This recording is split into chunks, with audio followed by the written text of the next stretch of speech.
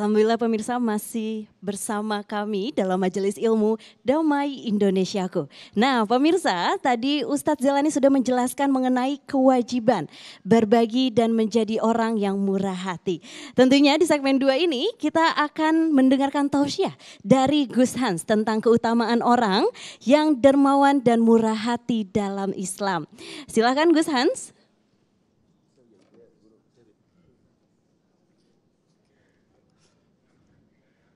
Assalamualaikum warahmatullahi wabarakatuh.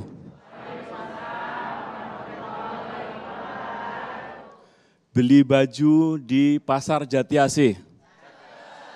Yang kerudung biru cantiknya kayak Aura Kasih. Dulu. Sekarang jadi apa? Antik.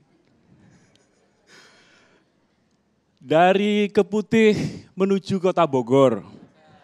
Yang pakai baju putih pasti sarungnya Wadimor. Wah. Senang ini. Wah. Alhamdulillahirabbil alamin wa bihi nasta'inu ala umuri waddin innahu min Sulaiman wa innahu bismillahirrahmanirrahim. Allah ta'alu alayya wa atuni muslimin. Ibu-ibu, Bapak-bapak, alhamdulillah.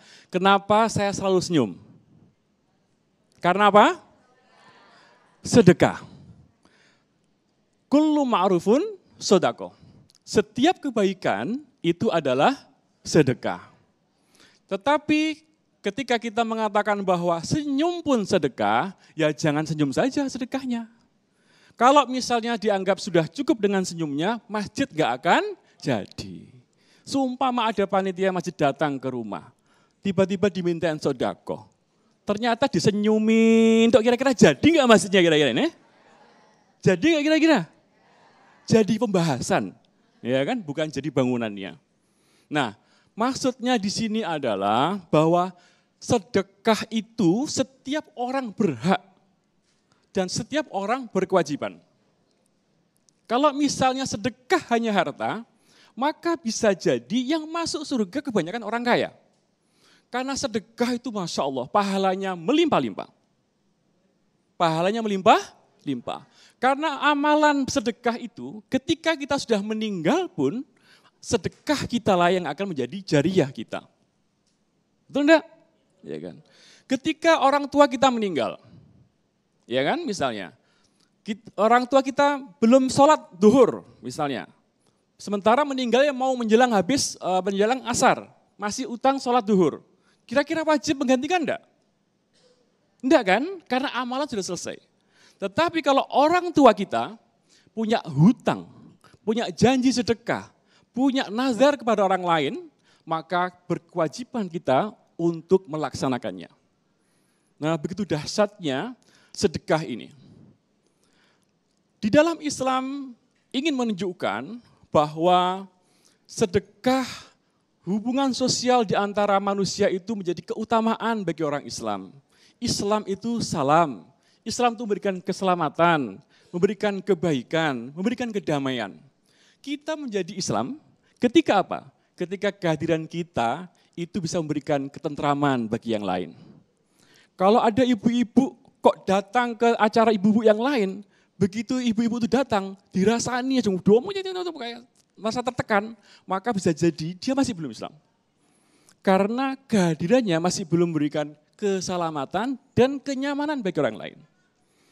Konsep Islam itu memberikan keselamatan, memberikan kebaikan, dan memberikan kemanfaatan bagi yang lain. Nah, itu konsepnya. Ya. Nah, kembali lagi kepada sedekah. Kenapa sedekah menjadi penting? Karena Allah membagikan rezeki kepada kita, kepada manusia, itu tidak sama secara fisik. Tetapi memiliki kewajiban yang sama untuk dibagikan. Sebagian dari rezeki kita, juga sebagian adalah hartanya siapa? Hartanya orang lain. Kenapa contohnya sedekah itu kepada anak yatim? Kenapa kira-kira Bu? Karena dianggap bahwa kalau misalnya kita memberikan rezeki kepada anak yatim, kita tidak berharap imbalan. Kita tidak berharap sesuatu itu kembali kepada kita. Sudah sedekah, sedekah saja. Tidak usah berpikir untuk mengembalikan dari sedekahan itu kepada kita semuanya. Ketika tangan kanan kita memberi, kalau bisa tangan kiri tidak mengetahui. Konsepnya Islam di situ. Maka ketika kita ada orang-orang Islam yang hidupnya selalu meminta-minta, kemarin viral, ibu-ibu pengemis tapi gelangnya emas semuanya, ya kan? Terus mobilnya pakai mereknya lumayan juga. Ternyata dia ngemis. Koordinator pengemis Indonesia. Itu bagaimana coba? Ini bicara tentang mentalitas. Nah, mentalitas orang Islam itu al-yadul ulya khairum min yadus sufla. Tangan di atas jauh lebih baik daripada tangan di bawah. Nah, masalahnya dalil ini suka dipakai para pengemis. Nah, ini kan lucu. Jadi dalil itu sama dengan kayak pedang bermata dua, tapi kalau misalnya tidak tepat penggunaannya, maka akan menjadi permasalahan. Al-yadul ulya khairu min yadus sufla itu harus kita pegang. Jangan kita memegang dalil yang mengatakan bahwa kita harus menerima segala sesuatu dari orang lain. Dan sedekah itu tidak mengenal agama, tidak mengenal dia mau apapun saja, suku, ras, agama. Ketika kita bersedekah, ya sudah sedekah saja. Enggak usah tanya dia agamanya apa, enggak usah dia janda anaknya berapa, enggak usah nanya apa saja. Tetapi etikanya ketika kita bersedekah, utamakan keluarga kita dulu. Kalau misalnya ibu-ibu suka baksos dan pansos, biasanya kan baksos dibarengi pansos. Baksos kemana-mana, di-share kemana-mana, nggak taunya punya ponakan nggak bisa sekolah. Punya adik nggak bisa makan. Ini salah konsep. Jadi ketika kita akan bersedekah, maka utamakan keluarga kita dulu. Sama halnya ketika kita beribadah. Apalagi misalnya contohnya kayak misalnya umroh. Umroh berkali-kali, tetapi ponakannya nggak bisa sekolah. Ini zalim.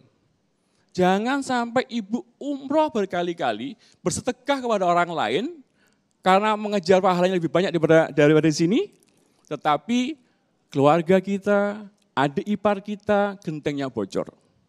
Makanya sebelum ibu, bapak semuanya berangkat umroh, datangi dulu adiknya, kakak, atau ibu orang tua, kita bersedekah. Kamu kurangnya apa? Sehingga ketika nanti ibu-ibu misalnya berziarah ke makam Rasulullah SAW, tidak ditagih sama kanjeng Nabi Muhammad SAW. Kamu telah berbuat apa kepada saudara-saudaramu?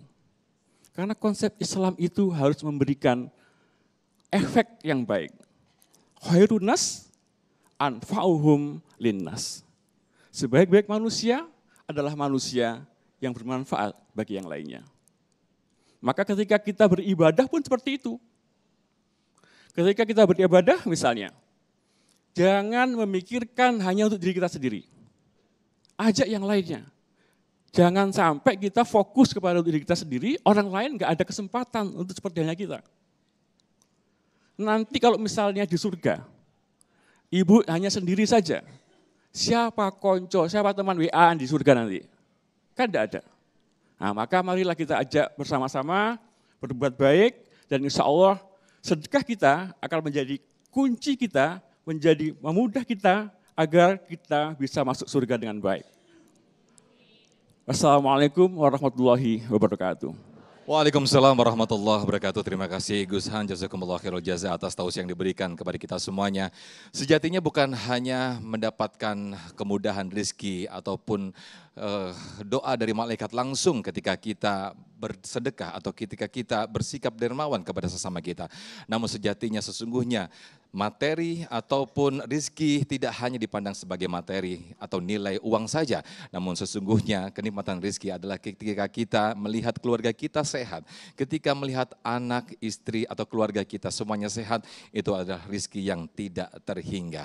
Baik pemirsa, di segmen ketiga nanti insya Allah Ustadz Kasifir akan memberikan atau menguatkan kembali tema besar kita ketika kita murah hati, insya Allah akan ada kemudahan rezeki. Tetaplah bersama kami di Damai Indonesiaku. Sesaat lagi kami akan kembali.